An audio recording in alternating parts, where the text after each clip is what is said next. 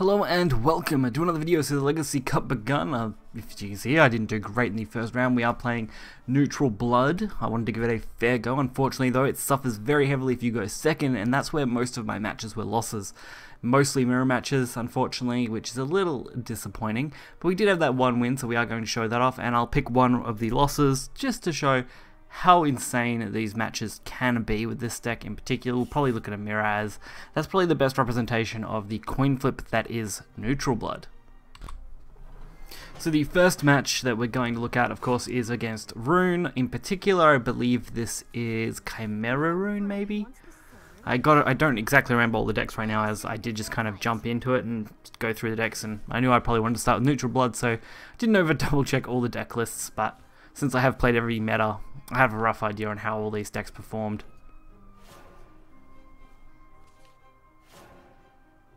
Plus, Blood kind of follows its same strategy. There's no real nuance to it. It was always just follow a single line of strategy play. If you went second, usually we'd lose. In this case, we did go second, but against Rune, you've got that little bit of leeway where if you have a half decent start, you can really kick things off, and Goblin Leader into Alice is normally pretty insane, so as long as the Goblin Leader can stay up, we'll be looking at an absolutely dominated game. So Golem Assault, not actually a problem. I mean, Alice with the Evo will clear that out very nicely. Fortunately, we don't get to see the Bahamut and stuff go off this game, since we are going to dominate with the neutral pressure, which was quite a legitimate strategy for Neutral Blood in the beginning. Just pump all your neutrals in the early game until you could reach that kind of mid-game curve where you'd want to drop Abyss and go for lethal that way. So as you see here, absolutely insane. If our opponent doesn't clear the majority of this, they of course would lose no matter what. And now we've ended up with an exact lethal.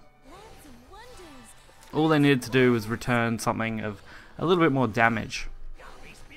I also probably should have played the Goblin first. Not that it made any difference because we had lethal on board anyway once we played that Evo point. Making for, well, you could consider a very quick game. So this match is a Neutral Blood mirror. A lot of people are taking Neutral Blood, so I would actually recommend taking something more aggressive.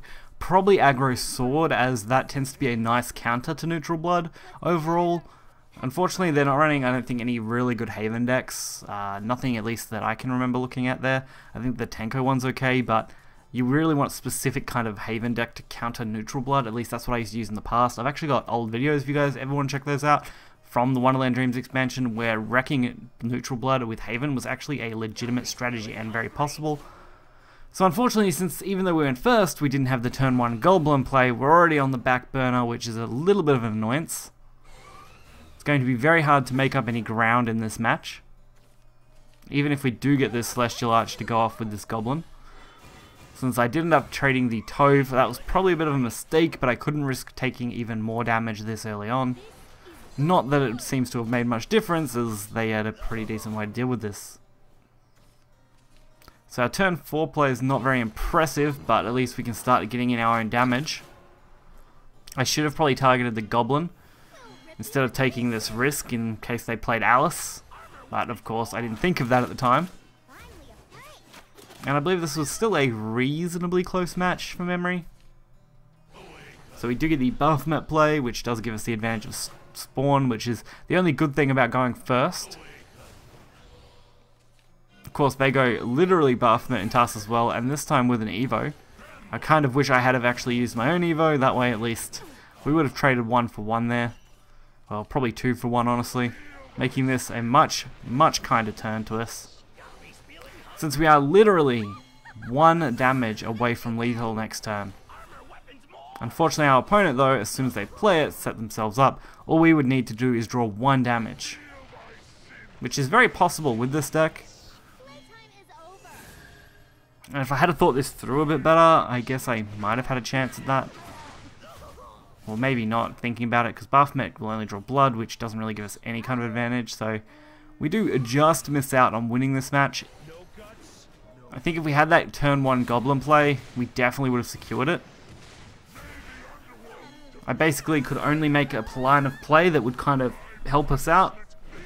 So, securing the board as best I could. But our opponent, of course, had Alucard on 7 perfectly to clean us up for exact lethal. Definitely a depressing time to play neutral. For the last game in this video, we're going to take a look against Dragon. I want to give a nice wide representation. Unfortunately, I had not too bad overall, honestly. I had 2 mirrors against neutral blood, 1 Dragon, 1 Shadow, and the Rune, which you guys had obviously seen. Shadow was reasonably close. It's just I missed a nice draw, which was unfortunate. This match was okay because I did go first and I had the on-curve Goblin. The only real disadvantage is they're playing PDK Dragon, which is not a fun thing to go up against. Especially with this hand, because we literally have nothing that we can really take good advantage of. At least if I had Goblin Leader or something, we'd be able to really swarm the board. Kind of the biggest downfall is always going to be RNG when you play neutral blood. It was a very dominating deck in its meta, but I don't feel like it's quite as dominating in the current. But you will see that on day 1, day 2, everyone's going to be playing this deck, as it is still super popular and known as probably the most broken Shadowverse deck, with some of the most nerfed for a single deck ever, which is very impressive.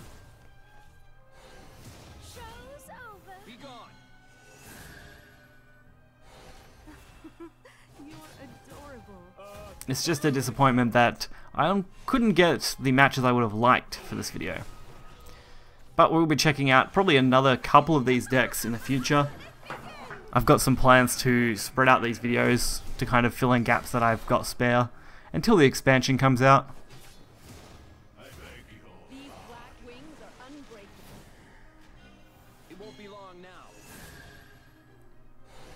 Dark Dragoon Forte, 7 damage, it's a little rough, but I mean manageable.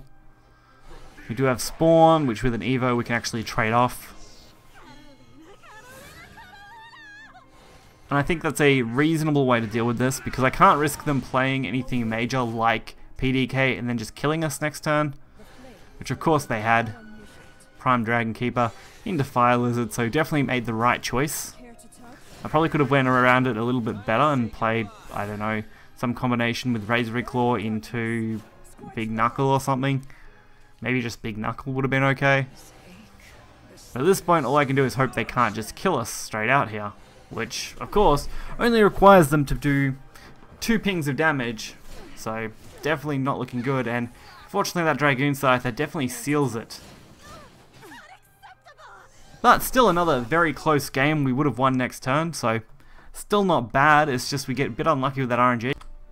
So this is definitely going to be a very interesting Grand Prix, and hopefully you guys will enjoy the videos that come out of it, because all these unnerfed decks are super interesting. I hope they make this a staple for at least private matches where you can select this as a private match mode, unnerfed cards, because I mean they went through and added a bunch of these, so why not just let us run rampant with them anyway? So could be a lot of fun. So we'll just claim the little reward that we're going to get here. It's probably not going to be much, but at this point, I'll take anything. 10 rupees and a ticket.